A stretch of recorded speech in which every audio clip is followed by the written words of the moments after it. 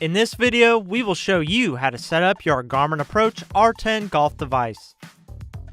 First, we will begin by pairing your Approach R10 device with your compatible smartphone. To do this, you will need to download the Garmin Golf app on your smartphone.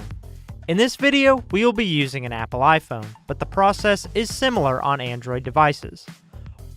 Next, we'll cover the outdoor setup process and ways to overcome challenges and improve your experience. Whether you are hitting into a net or at a driving range, you first need to make sure you are confident taking a full swing in your hitting space. If not, you could see shorter distances or inaccurate metrics. A larger space may be necessary. Your hitting space or mat will need to be a minimum of 2 feet long by 2 feet wide. However, for the best experience, we recommend a mat size large enough for you to stand on and hit the ball on the same level. When using an impact screen or net, make sure the ball is at least 8 feet away.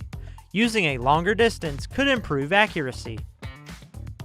With our tee location set, you can now place the Approach R10 device on the ground between 6 and 8 feet behind the mat location. Our recommended position is 7 feet behind the ball. Use the red line on the top of the Approach R10 device to align the ball to your target. To help with alignment, you could also lay down a golf club between the alignment line and tee. Now, safely position your golf bag behind or next to your Approach R10 to quickly view your shots of data on your smartphone. Now we're ready to take some swings. Simply open the Garmin Golf app and select a sim session. To learn more about the available sim features, follow the link now. Depending on your setup or environment, you may experience inaccuracies. See our Overcoming Challenges section to learn more.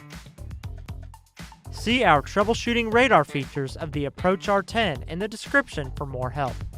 And that's it. Thanks for watching. If you need additional help, visit us at support.garmin.com.